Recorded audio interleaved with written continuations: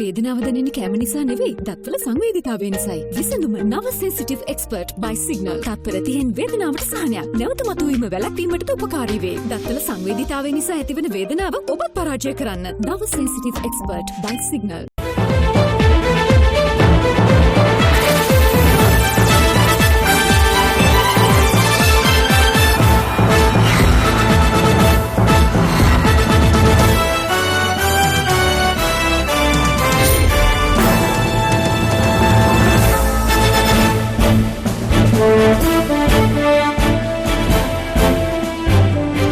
ආයුබෝවන්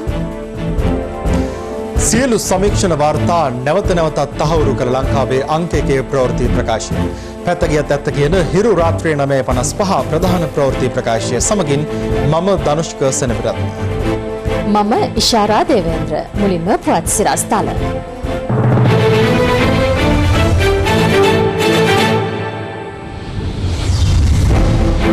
අම්ෆන් ප්‍රචණ්ඩ වේ. හෙටත් දිස්ත්‍රික්ක රැසකට තද වැසි.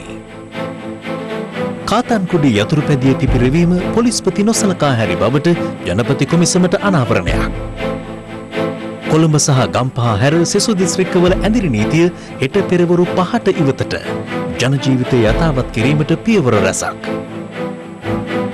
වැටුප පරිත්‍යාග කිරීමේ ඉල්ලීම ආරක්ෂක අංශ සමාජිකයින්ට අදාළ නොවන බව ආරක්ෂක ලේකම් කියයි. තවත් 18ක් සුවය ලබා නිවෙස් වෙත. ආසාදිතයන් ගණන 970ක් දක්වා ඉහළට.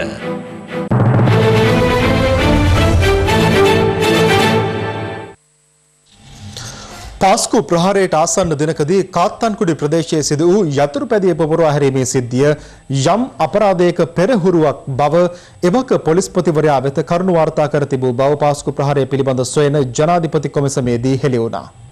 පොලිස් විශේෂ කාර්යාංශයේ උසස් නිලධාරියෙකු එම කොමිසම හමුවේ ඊයේ සාක්ෂි ලබා දුන් අවස්ථාවේදී වැඩිදුරටත් හෙළි වුණේ සහරන් හෂීම්ගේ අන්තවාදී ක්‍රියා සම්බන්ධයෙන් ප්‍රහාරයට පෙර සිටම පොලිස්පතිවරයාට කරුණු වාර්තා කර තිබූ බවයි.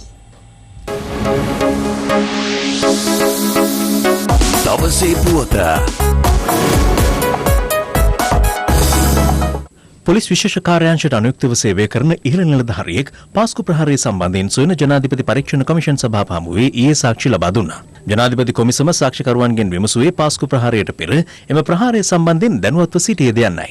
එලෙස දැනුවත්ව නොසිටි බව සාක්ෂිකරු සඳහන් කළා. ප්‍රහාරයට පෙර තොරතුරු ලැබුණේ නම් එය වළක්වා ගත හැකිව තිබුණේදයි කොමිසම ප්‍රශ්න කළා. ඔහු කාත්තන්කුඩි යතුරුපැදියක් පුපුරවා හැරීමේ සිද්ධිය ගැන සඳහන් කළේ එම අවස්ථාවේදී. ඔහු පැවසුවේ 2019 අප්‍රේල් මාස 17 වෙනි දින කාත්තන්කුඩි ප්‍රදේශයේ ඉඩමක යතුරුපැදියක් පුපුරවා හැර ඇති බවට අදාළ ඉඩමේ හිමිකරු පැමිණිලි කර තිබූ බවයි. අස්ථානගත වූ හැඳුනුම්පතක් උපයෝගී කරගනිමින් එම යතුරුපැදිය මිලදීගෙන තිබුණේ සහරාන් කල්ලිය විසින් බවත් සහරාන් පදිංචි ස්ථානය පවා වෙනස් කර පොලිසියෙන් සැඟවී සිටි බවට අනාවරණ කර ගැනීමට හැකි වූ බවත් සාක්ෂිකරු වැඩිදුරටත් පැවසුවා. ඔහු කොමිසම හමුවේ හෙළි කළේ එම යතුරුපැදිය පුපුරවා හැරීමේ සිද්ධිය යම් අපරාධයක් සිදු කිරීම වෙනුවෙන් කළ අත්හදා බැලීමක් බවට තොරතුරු අනාවරණ කර ගැනීමට හැකි වූ බවයි. ඒ පිළිබඳ පොලිස් විශේෂ කාර්යාංශය මගින් 2019 අප්‍රේල් මාස 19 වෙනිදා වන විට පොලිස්පති පූජ්‍ය ජයසුන්දර දැනුවත් කිරීමට පියවරගත් බවද සාක්ෂිකරු සඳහන් කළා. නමුත් පොලිස්පතිවරයා ඒ පිළිබඳ ප්‍රතිචාර දැක්වුවේ පාස්කු ප්‍රහාරයේ සිදු වූ 2019 අප්‍රේල් මාස 21 වෙනිදා පවත් ඔහු අදාළ සිද්ධියේ විමර්ශනවල ප්‍රගතිය ඇතුළත් වාර්තාවක් මේ මාස 5 වෙනිදා වන විට ලබා දෙන ලෙස දැන්වූ බවත්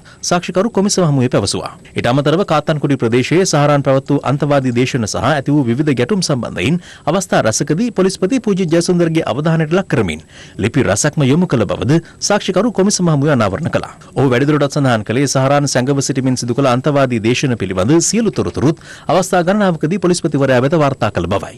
ඉන් අනතුරුව රාජ්‍ය බුද්ධි සේවාවට අනුයුක්ත නිලධාරියෙක් කොමිසම හමුවේ සාක්ෂි ලබා දුන්නා. කොමිසම ඔහුගෙන් විමසුවේ පාස්කු ප්‍රහාරයට පෙර ඒ සම්බන්ධයෙන් ලිඛිතව හෝ වාචිකව දැනුවත්ව සිටියේද යන්නයි. සාක්ෂිකරු නැත යන පිළිතුර ලබා දුන්නා. බෝම්බ ප්‍රහාරයෙන් අනතුරුව හෝ ඒ පිළිබඳ අදාළ අංශවලින් විමසීමක් කළේදයි කොමිසම ප්‍රශ්න කළ අවස්ථාවේදී සාක්ෂිකරු සඳහන් කළේ. තමන් පෞද්ගලිකව ඒ පිළිබඳ විමසීම් සිදු කර ලද තොරතුරු රාජ්‍ය බුද්ධි සේවාවට වාර්තා කළ බවයි. කටුවපිටිය දේවස්ථානයට ප්‍රහාරය එල්ල කළ ත්‍රස්තවාදීන් රැඳී සිටි නිවසේ CCTV යන්ත්‍රය සිය බහරයට ගත්තේදයි කොමිසම සාක්ෂිකරුගෙන් විමසුවා. ඔහු පිළිතුරු දෙමින් සඳහන් කළේ එම CCTV යන්ත්‍රය මේ වන විට කවුරුන් බහරයේ පවතින්නේදයි තමා නොදන්නා බවයි. සහරාන්ගේ ලැප්ටොප් යන්ත්‍රයක් පිළිබඳ තමා දැනුවත් දැයි කොමිසමෙහිදී ප්‍රශ්න කළා. කළා. එහිදී සාක්ෂිකරු සඳහන් කළේ එය අත්පත් කරගත්තේ කවුරුන්දැයි තමා නොදන්නා බවයි. ප්‍රහාරය පිළිබඳ කලින් දැනුවත් වූයේ නම් ප්‍රහාරය වළක්වා ගැනීමට හැකියාවක් පැවතියේදැයි ජනාධිපති කොමිසම සාක්ෂිකරුගෙන් විමසා සිටියා. ඔහු පිළිතුරු දුන්නේ ඔව් ඒ පිළිබඳව සොයා බලා තොරතුරු ඉදිරිපත් කිරීමට හැකියාව තිබුණා යනුවෙනුයි. දවසේ පුවත ඇල්කොහොල් අඩංගු හෑන්ඩ් සැනිටයිසර් භාවිත කරන්න. ලෙඩ රෝග ඇති කරන විෂ බීජවලට එරෙහිව සටන් කරන්න. හඳුන්වා දීමේ මිල රුපියල් 350යි. පාස්කු ප්‍රහාරයට පෙර කාත්තාන්කුඩි පොලිසියට ලැබුණු ඇතැම් හෝඩුවාවන් වලට අනුව ක්‍රියාත්මක වූවා නම් පාස්කු ප්‍රහාරය වළක්වා ගැනීමට අවස්ථාව තිබූ බව පූජ්‍ය මගල් කන්දේ සුදත්ත හිමියන් පවසනවා. අද පැවති ප්‍රවෘත්ති සාකච්ඡාවකදී උන්වහන්සේ මේ සම්බන්ධයෙන් කරුණු රැසක් අනාවරණය කළා.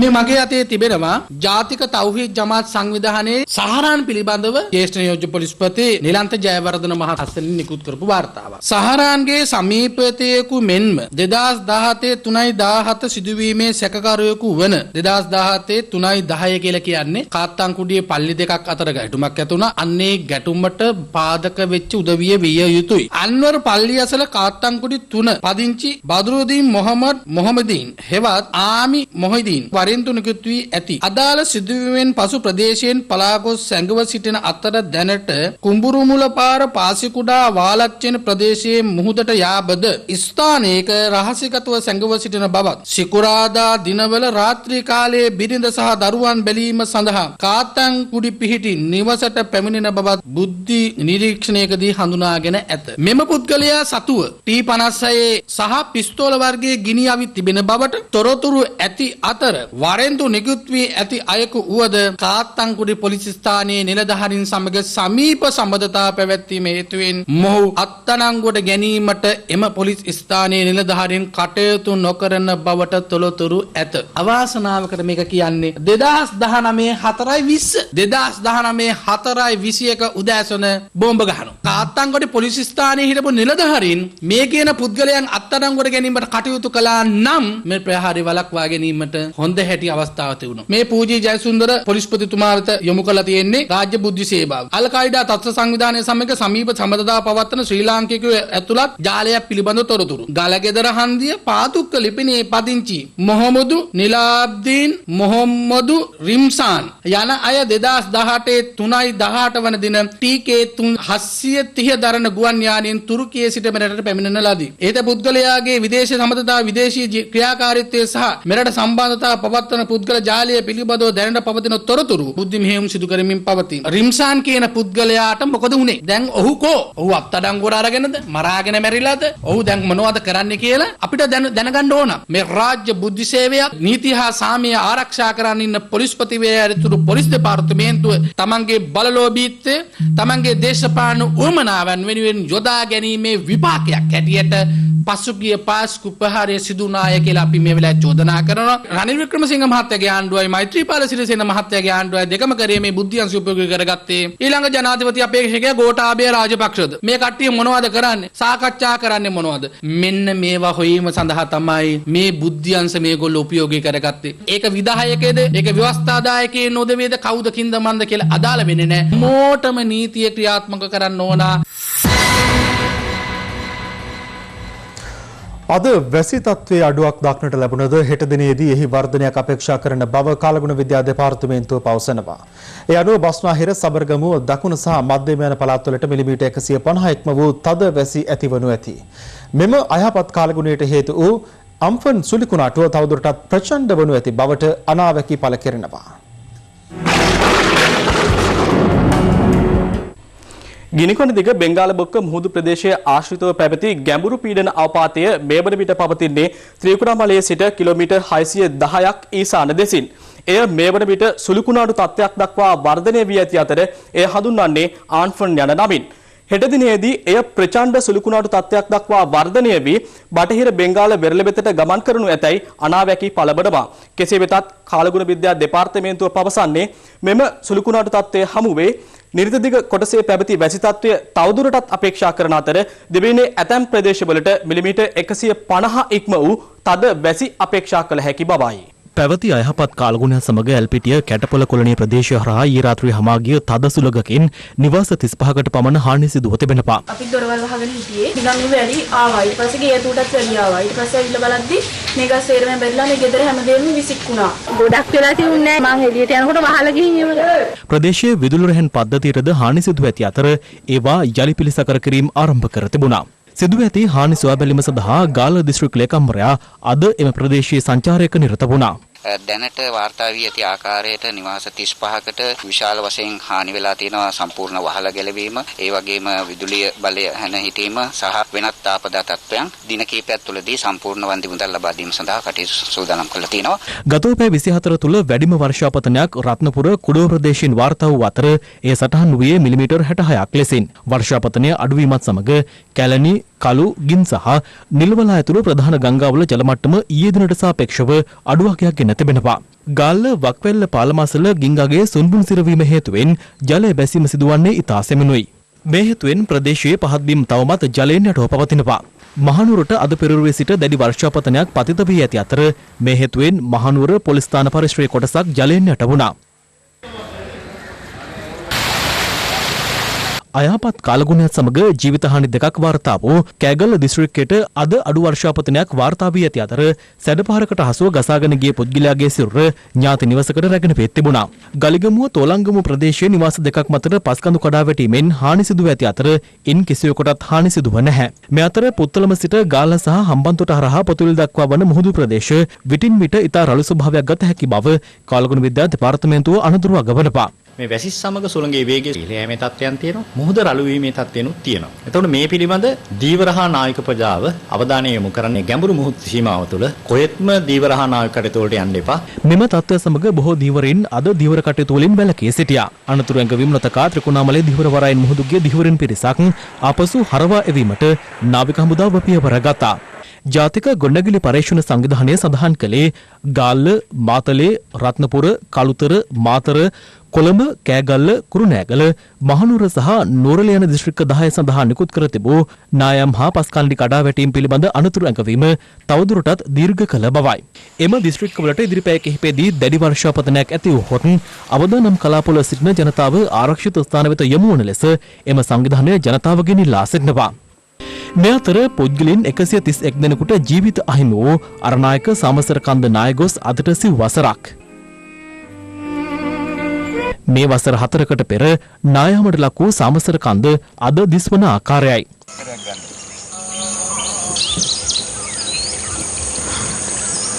දාන්නේ දුන්නා. දැන් අපි 20 දෙනා දාන්නේ දීලා මට අම්මයි නංගි. ඒ කට්ටිය නායට ගියේ. ආයේ අනික් කවුද? නංගි බදුත් මල්ලි. ඉන්නේ අපේ නෑදෑයෝ තමයි. පවුලේම 6 දෙනෙක් නේ. අපි සෑමසර කන්දේ නාය ගිහිල්ලා මේ මෙතෙන් ආපු දවසේ ඉඳන්ම මේ ගෙවල් දොරවල් ලස්සනට පෙනුනට අපේ ජීවිතේ එහෙම තාම ඒ ආකාරයෙන්ම තමයි ඒ වැටිච්ච වැටිල්ල හද වෙනතුරු ඒ தත්ත්වය තමයි තියෙන්නේ. අපි ගැන ඇත්තම බැලුවේ නෑ කියන එක තමයි මට කියන්න තියෙන්නේ. පහුගිය ආණ්ඩුවෙන් වුණත් ජනාධිපතිතුමාගෙන් අපි ඉල්ලීමක් කරනවා. අපි ගැන ඇත්තෙන්ම ඔබතුමාගේ නෙත් යොමු කරන්න කියලා. මේ අතර ඇඳුරු නීතිය ලිහිල් කිරීමත් සමග කොළඹ නගරයේ වායු දූෂණය යලි ඉහළ ගොස් ඇති බව අනාවරණ වනවා. ඇඳුරු නීතිය ක්‍රියාත්මක වීමත් සමග වාහන දහවනය අඩුවීම සහ කාර්මික කටයුතු අඩුවීම හේතුවෙන් වායු දූෂණය සෑහෙන දුරට පහත වැටුණු නමුත් යලි ඒ ක්‍රමයෙන් ඉහළ යමින් පවතින බවයි ජාතික ගොඩනැගිලි පරීක්ෂණ ආයතනය සඳහන් කළේ. දැන් ඇඳුරු නීති තත්ත්වයේ ලිහිල් වීමත් සමගව නැවත රථ වාහන අපගේ නගරය කරා පැමිණෙනවා. ඒ අනුවම අපේ දත්තයන්ගෙන් පෙන්වුම් කරන පරිසරයේ වායු දූෂණ සත්‍යයත් ක්‍රමක්‍රමයෙන් ඉහළ යන බව. කුඩාම අංශු ද්‍රව්‍ය කියන PM2.0 අංශුමය ද්‍රව්‍ය පසුගිය සතියේ එය මයික්‍රෝග්‍රෑම්ස් 15ක් දක්වාත් ඊළඟ මේ සතියේ මයික්‍රෝග්‍රෑම්ස් 20ක් දක්වාත් කොළඹ ප්‍රදේශයේ වැඩි වෙලා තිනවා.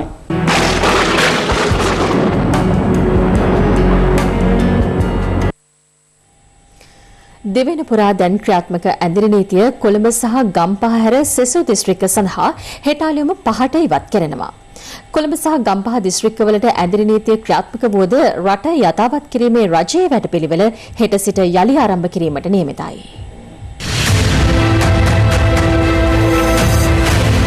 ජනාධිපති මාධ්‍යංශය නිකුත් කළ නිවේදනය අනුව කොළඹ සහ ගම්පහ දිස්ත්‍රික්ක හැර දෙවෙනි සෙසු දිස්ත්‍රික්ක සඳහා හෙට සිට ලබන 23 වෙනිදා දක්වා ඇඳිරි නීතිය ක්‍රියාත්මක වන්නේ රාත්‍රී 8 සිට අලුයම 5 දක්වායි. කොළඹ සහ ගම්පහ දිස්ත්‍රික්කවලට අඛණ්ඩව ඇඳිරි නීතිය ක්‍රියාත්මක බවද එම නිවේදනයේ සඳහන්. දිවයින පුරා ඇඳිරි නීතිය ක්‍රියාත්මක වූ අද දිවයිනේ සෑම ප්‍රදේශයකම පාහේ නගරාශ්‍රිතව දක්නට ලැබුණේ අත්‍යවශ්‍ය සේවා සඳහා ගමන් කරන්නන් පමණයි. මේ අතර කොළඹ නගරයට පැමිණෙන රාජ්‍ය සහ පෞද්ගලික අංශයේ සේවකයින් වෙනුවෙන් හෙට සිට දුම්රිය 19ක් යොදවා ඇති බව එම දෙපාර්තමේන්තුව පවසනවා. ඒ අනුව හෙට පෙරවරුවේ මුහුදුබඩ මාර්ගයේ මොරටුව, අලුත්ගම, පානදුර, දකුණු කළුතර, ගාල්ල සහ බෙලියත්ත සිට මරදාන දුම්රිය ස්ථානය දක්වා දුම්රිය ගමන් වාර 6ක් ක්‍රියාත්මක කරනවා. ප්‍රධාන මාර්ගයේ මහනුවර, පොල්ගහවෙල, මිරිගම, වේයන්ගොඩ, ගම්පහ ඇතුළු දුම්රිය ස්ථාන 7කින් කොළඹ කොටුව දක්වා දුම්රිය සේවා ක්‍රියාත්මකයි. කැලණි වැලි දුම්රිය මාර්ගයේද දුම්රිය 4ක් කොළඹ කොටුව දුම්රිය ස්ථානය දක්වා දහවනී කිරීමට සැලසුම් කර තිබෙනවා. දුම්රිය දෙපාර්තමේන්තුව පැවසුවේ ඊට අමතරව කොළඹ කොටුවට පැමිණීම සඳහා පුත්තලම දුම්රිය මාර්ගයේද එක් දුම්රියක් යොදවා ඇති බවයි. 2020යි 5යි 18 දින සිට 2020යි 5යි 22 දින දක්වා රජයේ සහ පුද්ගලිකාංශයේ දුම්රිය ගමා ගන්නා මගින්ගේ ඉල්ලීම අනුව අපිට ඇවිල්ලා තිබුණ ඉල්ලීම් 11500කට අධික ප්‍රමාණයක්. ඒ අනුව හෙට දින සිට දුම්රිය 19ක් විවිධ පළාත් වලින් කොළඹ කොටුව බලා උදේවරුේ ගමන් ආරම්භ කිරීමට නියමිතයි. පෞද්ගලික හා රාජ්‍ය ආයතනවල සේවය කරන අයගේ අදාළ සේවා දායකයාගේ ඉල්ලීම් ලිපිය සහ තමන්ගේ හැඳුනුම්පත ඉදිරිපත් කළොත් මුදල් ගෙවා දුම්රිය වල ගමන් කිරීමට හෙට දිනේ සිට කටයුතු සලසා තියෙනවා. පුද්ගලික සහ රාජ්‍යාංශයේ රාජකාරී සඳහා එන මගින් සඳහා පමණයි මෙම දුම්රිය වෙන් කරලා තියෙන්නේ. ලංකා ගමනාගමන මණ්ඩලයේද පිට පළාත් වලින් කොළඹ පැමිණෙන රාජ්‍ය සහ පෞද්ගලික අංශයේ සේවකයින් ප්‍රවාහනය සඳහා බස් රථ යොදවා තිබෙනවා. කොළඹ සහ ගම්පහ ප්‍රදේශ දෙකේ ඇඳිරි නීතිය පවතින නිසා උදෑසන සහ හවස් කාලයේදී කාර්යාල ප්‍රවාහන කටයුතු සිදුවන කාල සීමාවකදී වැඩි බස් ප්‍රමාණයක් යාවනය කිරීමක් සිදු වෙනවා. හැබැයි ප්‍රදේශයකින් තවත් ප්‍රදේශයකට හා දිස්ත්‍රික්කයකින් තවත් දිස්ත්‍රික්කයකට මේ වන විට බස් රථ යාවනය කරන්නට අපට සෞඛ්‍යංශවලින් අවසර ලබා දීලා නැහැ. මේ අතර පෞද්ගලික බස් සංගම් කිහිපයක් සඳහන් කළේ ඇඳිරි නීතිය ක්‍රියාත්මක කොළඹ සහ ගම්පහ දිස්ත්‍රික්ක තුළ තම සේවාවන් ක්‍රියාත්මක කිරීම පිළිබඳ මෙතෙක් තීරණයක් ගෙන නොමැති බවයි. කෙසේ වෙතත් සෙසු පළාත්වල ආසන ගණනට මගින් ප්‍රවාහනයේ එලෙසම ක්‍රියාත්මක බවද ඔවුන් පැවසුවා. අද පෙරවරුවේ හිරු ටීවී පත්තරේ විස්තරයේ වැඩසටහනට එක් වූ නියෝජ්‍ය පොලිස්පති අජිත් රෝහණ මහතා රට යථාවත් කිරීමේ වැඩපිළිවෙල සහ ඇඳිරි නීතිය සම්බන්ධයෙන් මෙලෙස අදහස් පළ කළා. නියෝජ්‍ය පොලිස්පතිතුමනි අද දිනේ ඇඳිරි නීතිය ක්‍රියාත්මක වනවා මුළු දිවයිනම ආවරණය වන පරිදි. ඇයි මෙවැනි තීරණයක් ගත්තේ සහ හෙට දිනෙන් පටන් ජන ජීවිතයේ යථා තත්ත්වයට පත්වීම සඳහා මොන ක්‍රියාමාර්ගද ගන්නෙ? දැන් තමයි අර මාස දෙකට වඩා හැම කෙනෙක්ම හිතන්න ඕනේ කාල පරිච්ඡේදය. රෝගීන් දැන් 900 ගානකට ආසන්න සංඛ්‍යාවක් ඇති වුණා. මේ ඇති වෙච්ච අය ඇති උනේ පොකුරු 31කින්. මේ පොකුරු වලින් 4ක් ඇරෙන්න අනිත් සියලුම පොකුරු නිර්මාණය වුණේ කොළඹ සහ ගම්පහ දිස්ත්‍රික්ක ආශ්‍රිතව. ඉතින් ඒ නිසා නැවත එවන් තත්ත්වයක් ඇතිවීම වළක්වා ගන්න පොකුරක් නිර්මාණය වීම වළක්වා ගන්න තමයි මේ ඇඳිරි නීතිය ක්‍රියාත්මක කරලා තියෙන්නේ. කොළඹ නගරේ සමහර ස්ථාන බුද්ධ්‍යංශ විසින් නිරීක්ෂණය කරලා තිබුණා. මේ අවවාද වලට අනුගත වෙලා තිබුණේ නැහැ. දැන් අපි සතිය කාලයක් දුන්නා. ඉදිරියේදී එහෙම වෙන්නේ නැත්නම් ඊළඟට නීතිය ක්‍රියාත්මක කරන්න සිද්ධ වෙනවා. විරෝධ රථ ආදිය භාවිත කළ හැකිද අත්‍යවශ්‍ය සේවා සඳහා පිටත්ව යන අයට? ඔව් අනිවාර්යෙන්ම පුළුවන්. විරෝධ රථයක ගමන් කරන්න පුළුවන් වෙන්නේ රියදුර ඇරෙන්න වැඩි හිටියන් දෙදෙනෙකුට. ඒ වගේම කුලී රථයක ගමන් කරන්න පුළුවන් වෙන්නේ රියදුර ඇරෙන්න තිදෙනෙකුට. ඒ කියන්නේ මෝටර රථයක, කාර් එකක. යම් අයට නෑදෑ ගමන් යන්න නැත්නම් හිතවත් අය බලන්න යන්න වෙනත් ස්ථාන වලට ගමන් කරන්න කුලී රථය යොදා ගන්න බෑ. කොළඹ සහ ගම්පහ දිස්ත්‍රික්කවල මේ තත්ත්වය පහව යන COVID-19 වසංගතය හේතුවෙන් පවත්නා මූල්‍ය අපහසුතාවය මගහරවා ගැනීම සඳහා දිනක වැටුප පරිත්‍යාග කරන ලෙස රජය කරනු ලැබූ ඉල්ලීම ත්‍රිවිධ හමුදා, පොලිස් සහ සිවිල් ආරක්ෂක දෙපාර්තමේන්තු නිලධාරීන්ට අදාළ නොවන බව ආරක්ෂක ලේකම් විශ්‍රාමික මේජර් ජෙනරල් කමල් ගුණරත්න මහතා පවසනවා. නිවේදනයක් නිකුත් කරමින් ඔහු සඳහන් කළේ සන්නද්ධ හමුදාවන්ගේ සහ පොලිසිය දිනක වැටුප කප්පාදුවක් සිදු කරන ලෙස ආරක්ෂක අමාත්‍යාංශයේ නියෝග නිකුත් කර ඇති බවට පළවන සමාජ මාධ්‍ය වාර්තා ප්‍රතික්ෂේප කරන බවයි. මේ සම්බන්ධයෙන් ආරක්ෂක මණ්ඩලික ප්‍රධානියාට වැඩබලන පොලිස්පතිවරයාට සහ සිවිල් ආරක්ෂක දෙපාර්තමේන්තුවේ අධ්‍යක්ෂ ජෙනරාල්වරයාට උපදෙස් ලබා දී ඇති බවද ආරක්ෂක ලේකම්වරයා සිය නිවේදනයෙන් පෙන්වා දෙනවා. මේ අතර පසුගියදා විවෘත කිරීම සඳහා අවසර දී තිබූ සුරාසල් වලට පමණක් හෙට සිට යලි විවෘත කිරීමට අවසර ලබා දෙන බව සුරාබදු දෙපාර්තමේන්තුව පවසනවා. හෙට දිනේ විවෘත කිරීමට අවසර ලැබෙන්නේ පසුගිය සෙනසුරාදා දිනේ විවෘත කිරීමට අවසර තිබූ මත්පැන්හල් පමණයි. එයද ඇඳිරි නීතිය ඉවත් කිරීම හා සමගාමීව පමණයි. නොයසේනම් දිගටම ඇඳිරි නීතිය හා සමගම වසා දැමීම සඳහා නියමිතව තිබූ මත්පැන්හල් දිගින් දිගටම තවදුරටත් වසා තැබිය යුතු වෙනවා. ඉදිරි උසස් පෙළ විභාගයේදී විෂයන් කිහිපයක් සඳහා ගණක යන්ත්‍ර භාවිත කිරීමට සිසුවියන්ට අවසර ලබා දීමට විභාග දෙපාර්තමේන්තුව තීරණය කර තිබෙනවා. එම විෂයන් තමයි ගිණුම්කරණය, ඉංජිනේරු තාක්ෂණ වේදය, ජෛව පද්ධති තාක්ෂණ වේදය සහ තාක්ෂණය සඳහා විද්‍යාව යන විෂයන් 4. එසේම ඉදිරි වර්ෂයේදී අපි බලාපොරොත්තු වෙනවා තවත් විෂයන් කීපයකටම මේ සාමාන්‍ය ගණක යන්ත්‍රයක් පාවිච්චි කිරීමට අවකාශ ලබා දීමට. ඇත්තටම මේ ප්‍රථම වතාවට තමයි අපි මෙම තීරණය ගනු ලැබුවේ. ඉතින් බොහෝ රටවල් වල මෙසේ පාවිච්චි කරන ශ්‍රී ලංකාවේ අපි අපොස උසස් පෙළ විභාග මට්ටම සහ ඊට ඉහළ විභාගයන් සඳහා පමණයි සාමාන්‍ය ගණක යන්ත්‍ර පාවිච්චි කරන්නට අවසර ලබා දෙන්නේ. මේ අතර දිවයින පුරා ඇඳිරි නීතිය උල්ලංඝනය කිරීම හේතුවෙන් මේ වන විට පුද්ගලයන් 57212 දෙනෙකු අත්අඩංගුවට ගෙන ඇති බව පොලිස් මාධ්‍ය කොට්ටාසේ පවසනවා. පොලිස් භාරයට මෙතෙක් ගෙන ඇති රථ වාහන සංඛ්‍යාව 15933ක්.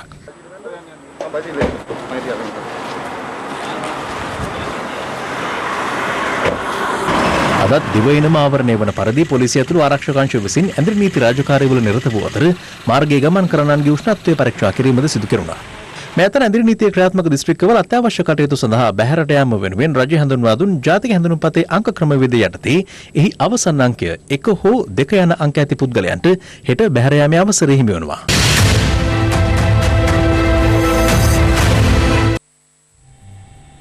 ගත වූ පැය 24 තුළ COVID-19 වෛරසය වැළඳුණු 18 දෙනෙකු පූර්ණ සුවය ලබා පිටව යාමත් සමග වෛරසය ආසාදනය වී සුවය ලැබූ සංඛ්‍යාව 538ක් දක්වා ඉහළ ගියා. මේ අතර වෛරසය ආසාදිත වූ සමස්ත සංඛ්‍යාව 970ක් බවට පත් වූයේ අද දිනය තුළ COVID-19 ආසාදිතයන් 10 දෙනෙකු වාර්තා වීමත් සමගයි.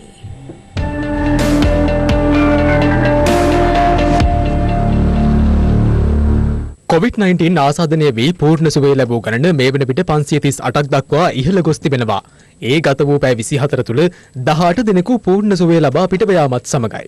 අංගොඩ ජාතික බෝවන රෝග විද්‍යායතනය සහ හෝමාගම මූලික රෝහලෙන් 14 දෙනෙකු මෙන්ම නැගෙනහිර කොළඹ මූලික රෝහලෙන් 3 දෙනෙකු සහ ඉරණවිල රෝහලෙන් එක් අයෙකු මෙලෙස පිටව ගොස් තිබුණා. ඊයේ දිනේ තුළ නව ආසාදිතයන් 25 දෙනෙකු හඳුනා ගැනුණු අතර ඉන් 23 දෙනෙකුම නාවික හමුදා සෙබළුන්. අනෙක් දෙදෙනා කන්දකාඩු සහ මීයන් කොළඹ නිරෝධායන මධ්‍යස්ථානවල රැඳී සිටි පුද්ගලයන් වනවා. අද පස්වරුවේ තවත් ආසාදිතයන් 10 දෙනෙකු වාර්තා වීමත් සමග සමස්ත ආසාදිතයන් සංඛ්‍යාව 970ක් දක්වා ඉහළ ගියා. ඒ අනුව වෛරසය ආසාදනය වූ සමස්ත නාවික හමුදා සෙබළුන් ගණන 529ක් වන අතර මේ වන විට ඉන් 189 දෙනෙකුම පූර්ණ සුවය ලබා තිබෙනවා. මේ අතර බූස්ස නාවික හමුදා නිරෝධායන මධ්‍යස්ථානයේ රැඳී සිටි තවත් පුද්ගලයන් 7 දෙනෙකු මෙලෙස පිටත්ව ගියේ සිය නිරෝධායන කාලය අවසන් කරමින් ඔවුන් ජාත්‍යන්තර නෞකා සහ වරාය ආරක්ෂණ රාජකාරීවල නියුතුව සිටි පිරිසක්. මේ අතර වවුනියාව පම්පෙමඩු නිරෝධායන මධ්‍යස්ථානයේ රැඳී සිටි 31 දෙනෙකු අද ඉන් පිටව ගියා. නාවලපිටිය සහ සෙවණගල ප්‍රදේශවල පදිංචිකරුවන් වන ඔවුන් පිටව යාමත් සමග පම්පෙමඩු නිරෝධායන මධ්‍යස්ථානයේ සිටි සියලු දෙනා පිටව ගොස් අවසන් වෙනවා. මම මෙහෙට ඇවිල්ලා දවස් 14ක් නිරෝධායන වුණා. අපි හොඳින් රැක බලාගත්ත මෙහි සිටින සෑම යුද හමුදා සෙබළෙක්ටම මම බෙහෙවින්ම ස්තුති කරනවා. බය වෙන්න කිසිම දෙයක් නැහැ. දවල් නබලා මහා වැස්සේ පවා අපිට තේ එක කොත්තමල්ලි එක කෑම එක පවා අපිට ගෙනත් දුන්නා.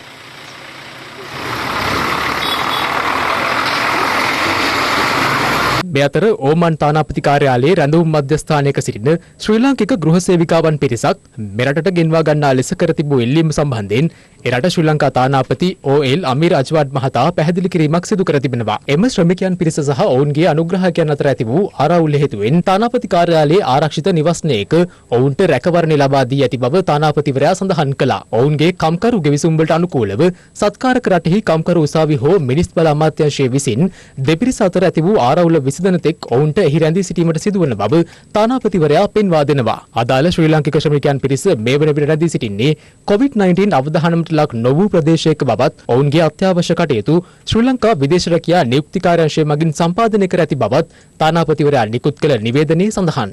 මේ අතර පිලිපීනයේ ලොස් බානොස් විශ්වවිද්‍යාලයේ අධ්‍යයන කටයුතු වල නිරත ශ්‍රී ලාංකිකයන් පිරිසක් තමන් මුහුණ පා ඇති ගැටලු සම්බන්ධයෙන් සමාජ මාධ්‍ය වෙත මෙලෙස වීඩියෝවක් නිකුත් කර තිබුණා. අපි මාස දෙකක් තිස්සේ අපේ නිවාසිකාගාර වලට කොටු වෙලා ඉන්නේ. විශ්වවිද්‍යාල ආශ්‍රිත ප්‍රදේශයේ තා දැඩි ලෙස කොවිඩ් ප්‍රසංගතය පැතිරෙමින් පවතිනවා. ෆිලිපීනයේ සෞඛ්‍ය සේවය තාම මිලාදිකයි. ඒකරු ජනාධිපතිතුමා ප්‍රමුඛ රජයෙන් අපි ඉල්ලා සිටිනවා හැකි ඉක්මනින් අපිව ලංකාවට ගෙන්වා ගන්න කියලා. මේ අතර රටවල් 143කින් ශ්‍රී ලාංකිකයන් 38983 දෙනෙක් මෙරටට පැමිණීමට ඉල්ලුම් කර ඇති බව විදේශ සම්බන්ධතා අමාත්‍යාංශය පවසනවා. නිවේදනයක් නිකුත් කරමින් එම අමාත්‍යාංශය සඳහන් කළේ මෙම පිරිසගේ අතරින් 27854 දෙනෙක් ශ්‍රමිකයන් වන අතර තවත් 3078 දෙනෙකු සිසුන් වන බවයි.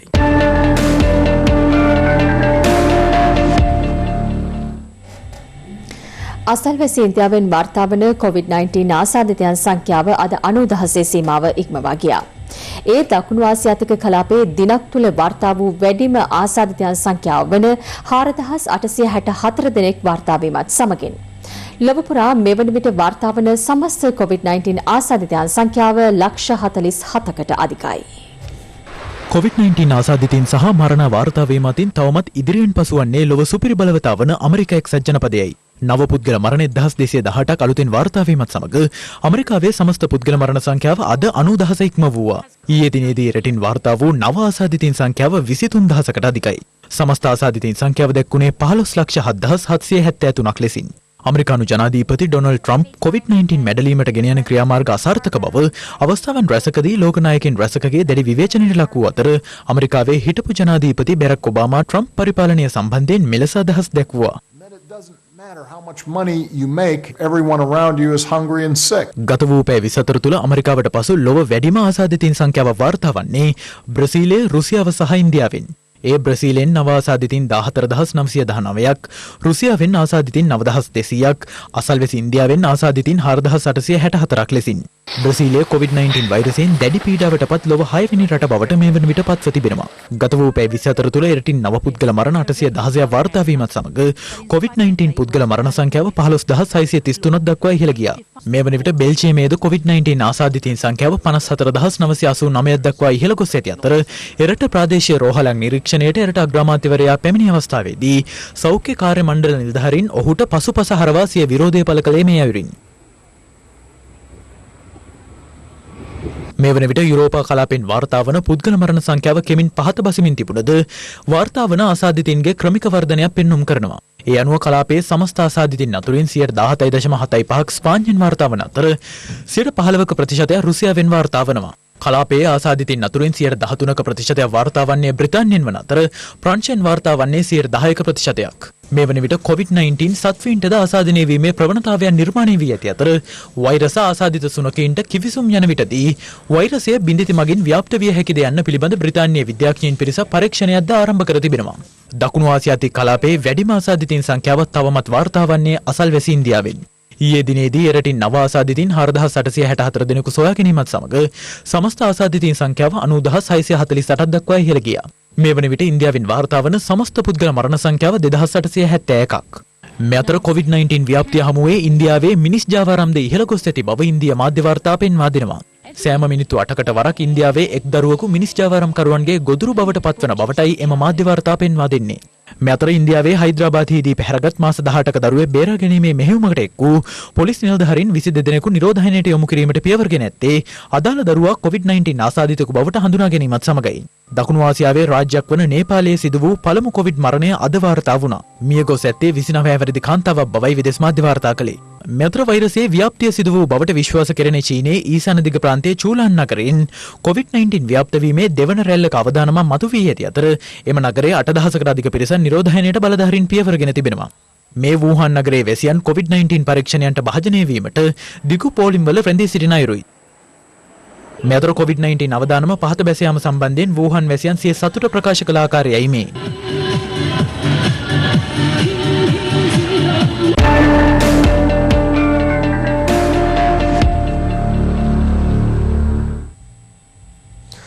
අනාගතයේ ආර්ථික අභියෝග කළමනාකරණය කර ගැනීම සඳහා ශක්තිමත් සැලසුම් සකස් කරන ලෙස එක්සත් ජාතික පක්ෂ නායක රනිල් වික්‍රමසිංහ මහතා ආණ්ඩුවෙන් ඉල්ලීමක් කරනවා. ඔහු පෙන්වා දෙන්නේ කොවිඩ් වසංගතයේ බලපෑමෙන් මෙරට ආර්ථික වර්ධනයද සැලකිය යුතු ලෙස පහත වැටෙනු ඇති බවයි. කොරෝනා වසංගතය මුළු මහත් ලෝකයේම ආර්ථිකයට දැඩි ලෙස බලපෑම් කර තිබෙනවා. දැනට කර ඇති පුරෝකථන අනුව ඉදිරියේදී ලෝක ආර්ථික වර්ධනය 3%ක විනාගයක් ගන්නවා. ලංකාවේ තත්ත්වයත් එසේමයි. අපේ ඇඟලුම් කර්මාන්ත වලින් ලැබෙන ආදායම 60%කින් පහත වැටෙනවා. සංචාරක කර්මාන්තයෙන් ආදායම් ලැබෙන්නේ නැහැ. විදේශ රැකියා ආදායම් 20%කින් අඩු වෙනවා. අනික් අතින් රජයේ ආදායම් අඩු වෙලා මේ නිසා අපේ ආර්ථික වර්ධනය ඍණ 3.5ක් පමණ වන ඇතැයි අපේක්ෂා කරනවා. ඒ අතරතුර ආනයන තහංචි පැනවීම රටේ ආර්ථිකයට අහිතකර ලෙස බලපා තිබෙනවා. ඒ සියල්ල මැද රුපියල් බිලියන 200ක මුදල් අච්චුගසා වෙළඳපොළට නිකුත් කර තිබෙනවා. පසුගිය දිනවල දිගම පෝලිම තිබුණේ උගස් බඩු කඩේ ඉදිරිපිටයි. දෛනික ආදායමෙන් යැපෙන අය අද අසරණ තත්වයකට පත් වෙලා අඩුතරමින් රැකියා ලක්ෂ 5ක් පමණ අහිමි වෙන බව පෙනෙනවා. දැනට ක්‍රියාත්මක කර යන මේ පැලැස්තර විසඳුම් මගින් අර්බුදය තව තවත් මෝරනවා මිස ලිහිල් වෙන්නේ නැහැ. ඒ නිසා වර්තමාන ආර්ථික තත්ත්වය පිළිබඳවත් අනාගත ආර්ථික අභියෝගය ජය ගැනීම පිළිබඳවත් නිවැරදි තක්සේරුවක් සිදු කර සැලසුම් වාර්තාවක් සකස් කරන ලෙස මම ආණ්ඩුවෙන් ඉල්ලා සිටිනවා.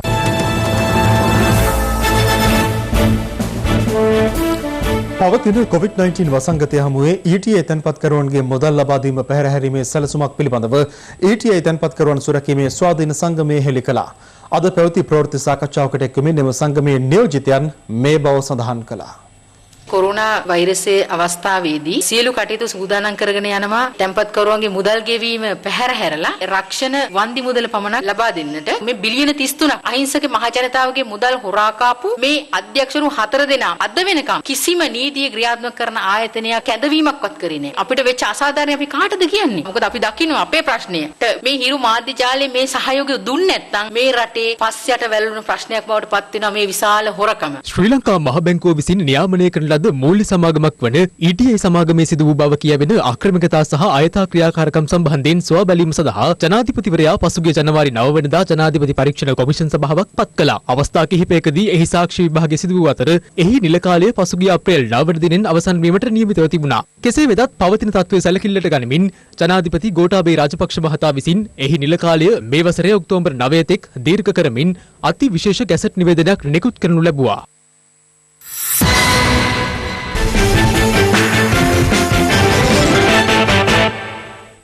මෙන්න දැන් ලැබුණු විශේෂ ප්‍රවෘත්තියක්. ලංකා IOC සමාගම මගින් අලෙවි කරන ඔක්ටේන් 92 පෙට්‍රල් ලීටරයක මිල අද මධ්‍යම රාත්‍රියේ සිට රුපියල් 5කින් ඉහළ දමා තිබෙනවා. ලංකා IOC සමාගමේ අලෙවි කළමනාකරු හිරු ප්‍රවෘත්ති අංශය කළ විමසීමකදී පැවසුවේ සෙසු ඉන්ධනවල මිල ගණන් වෙනස් නොවන බවයි. මෙන්න නැවතත් එම විශේෂ ප්‍රවෘත්තිය. ලංකා IOC සමාගම මගින් අලෙවි කරන ඔක්ටේන් 92 පෙට්‍රල් ලීටරයක මිල අද මධ්‍යම රාත්‍රියේ සිට රුපියල් 5කින් ඉහළ දමා තිබෙනවා. ලංකා IOC සමාගමේ අලෙවි කළමනාකරු හිරු ප්‍රවෘත්ති අංශය කළ විමසීමකදී පැවසුවේ සෙසු ඉන්ධනවල මිල ගණන් වෙනස් නොවන බවයි.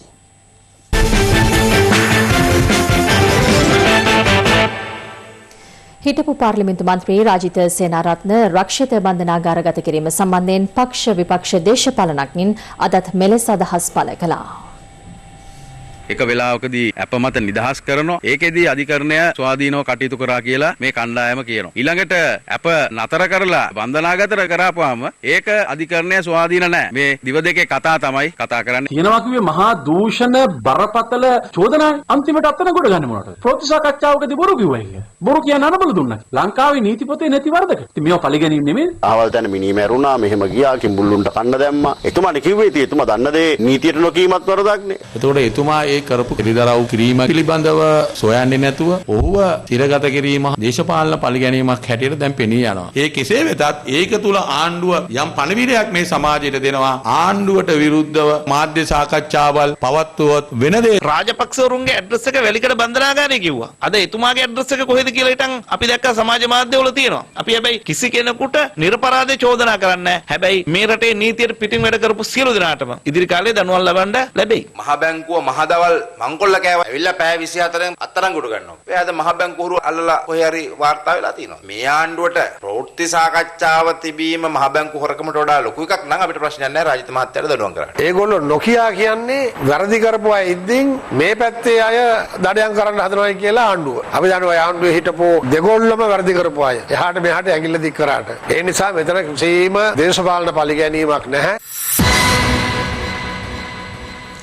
අම්බලන්තොට සියඹලා ගස්විල ජල ව්‍යාපෘතිය මගින් ප්‍රදේශයේ තම පරිභෝජනය සඳහා පානීය ජලය නොලැබෙන බවට ප්‍රදේශවාසීන් චෝදනා කරනවා. දෙවෙනි පුරා ක්‍රියාත්මක කළ ඇඳිරි නීතිය මැදේවත් ප්‍රදේශවාසීන් ජල ටැංකි මතට නැගසිය විරෝධතාවය පළ කළා. සියඹලා ගස්විල පස්පියුම් ජල ව්‍යාපෘතියේ ඉදිකලේ ප්‍රදේශයේ ගාම් නිලධාරී වසම් 5ක පවුල් 2200කට සිත සලසන අරමුණින්. නමුත් මාස 3ක සිට එම ජනතාවට නිසි ලෙස පානීය ජල ලැබෙන්නේ නැති බව එම ජනතාව පවසනවා. අපිට හැමදාම වතුර නැහැ. දවසට පැය 3යි. 19ට වතුර ගන්න විදියක් නැහැ. ඊට පස්සේ උදත් වතුර නැහැ. පේනවා වතුර ටැංක වල හැටි. ඒ ජරාවනේ එන්නේ. ඊට පස්සේ කොරෝනා නෙමෙයි හැදෙන්නේ වල්ගඩුව අමාරු හැදලා මැරෙන්නේ. රට පුරා ඇඳිරි නීතිය පැවතුනත් ප්‍රදේශවාසීන් මේ අවනඩුව සම්බන්ධයෙන් අද මෙලෙස හඬ නැගුවේ ජලය සියලු දෙනාගේම මූලික අවශ්‍යතාවයක් වන බැවින්. මේකෙන් තමයි අරකට දෙන්නේ. මේ යකඩ ගොඩ වහන්නවත් මේ ටිකොලයක් ගෙන දාගන්න බැහැ. මේ සේවක පිරිසක් තමයි මේක වැඩ කරන්නේ. කිරීමක් තියනවද කියලා හිතා ගන්න පුළුවන් නේ. රවට්ට යවනවා. අපිට මේකට අවුරුයි නැගත්තලා මේකට හිමක් අපිට අරන් ඕනාද? නැත්තම් මේකෙන් තනලා හරි මරනවා. බලවපල මේ බන්න පුළුවන් කියලා මිනිස්සෙක් පස්සේ කාට හරි එන කිසිම කෙනෙක් එන්න හැමදාම ලක්ෂ ගානක පඩියක් සර් මාසෙට ගන්නවා මේ කට්ටිය. ලක්ෂ ගානක පඩියක් ගන්නවා. මේ පුංචි අය බොන්නේ මේවත් කරාමනේ. දැන් තවත් දේශීය පුවත් කිහිපයක් සමගින් රටවටා හිරු. රටවටා හිරු. සියහස්වන්න අලෙවි කර ගැනීමට නොහැකිව දුෂ්කරතාවට පත්ව සිටින වට්ටක්කා ගොවීන් පිළිබඳව යළිත් දිවයිනේ විවිධ ප්‍රදේශවලින් වාර්තා වනවා. මොණරකල සහ අනුරාධපුර ප්‍රදේශයේ වට්ටක්කා ගොවීන් සියහස්වන්න අලෙවි කර ගැනීමට නොහැකි වීමෙන් පත්වැත්තේ දැඩි දුෂ්කරතාවයකටයි. මේවා රුපියල් 5ට තමයි ඉල්ලන්නේ. මාකට් එකේ විකුණන්න මිල නැහැ. මේ අතර කල්පිටිය ප්‍රදේශයේ මිරිස් වගාකරුවන්ද සියහස්වන්න අලෙවි කරගත නොහැකිව දැඩි දුෂ්කරතාවයට පත්වැති අතර වගාකල මිරිස් පළදාව තිබියදීම ගොවීන් මෙලෙස බිම් සකස් කර මීළඟ කන්නයට සූදානම් වන බව අප වාර්තාකරු සඳහන් කළා. කැකිරාව උඩනිදිගම ප්‍රදේශයේ නිවසක් වටලෝ මහජන සෞඛ්‍ය පරීක්ෂක නිලධාරීන් එහි තිබී මිනිස් පරිභෝජනයට නුසුදුසු ලොකුලුණු කිලෝග්‍රෑම් 3000කට ආසන්න ප්‍රමාණයක් සොයාගත්තා. දමුල්ල ආර්ථික මධ්‍යස්ථානයෙන් ඉවතලන ලොකුලුණු මෙහි රැගෙන විත් පවිත්‍ර කර නැවත වෙළඳපොළට යොමු කරන බව අනාවරණය වී තිබෙනවා. යාල කටගමුව ප්‍රදේශයේ මුර සංචාරයක යෙදී සිටි අඩවි ආරක්ෂක නිලධාරීන් සිව් දෙනෙකුට දඩයම්කරුවන් පිරිසක් වෙඩි තබා පලා ගොස් තිබෙනවා. වෙඩි ප්‍රහාරයෙන් කිසිවෙකුටත් හානි සිදුවෙන්නේ නැති අතර එහිදී දඩමස්, පිහියක් සහ ජංගම දුරකථනයක්ද සොයාගෙන තිබෙනවා. පල්ලම ගල්කුරිය පෙරියමඩුව ප්‍රදේශයේ අඹුසැමි යුවලක් අතර ඇති වූ බහින් බස්වීමකින් පසු බිරිඳ සහ අසල්වැසියෙකු පහර දීමකින් සැමියා සිද්ධිය වූ ස්ථානයේදීම බිය ගොස් තිබෙනවා. රටවටා හිරු. හිරු රාත්‍රී 9:55 ප්‍රධාන ප්‍රවෘත්ති ප්‍රකාශයමින් නිමවට පත්වනවා. පැතක් නැතුව ඇත්ත දැනගන්න තිරේදී සොන පරිදි ඔබගේ ජංගම දුරකථන ජාලයට අනුව හිරු ප්‍රවෘත්ති SMS සේවාව සක්‍රිය කරගන්න. යලත් හමු යමු හෙට සවස 6:55ට. සුබ රාත්‍රියක්.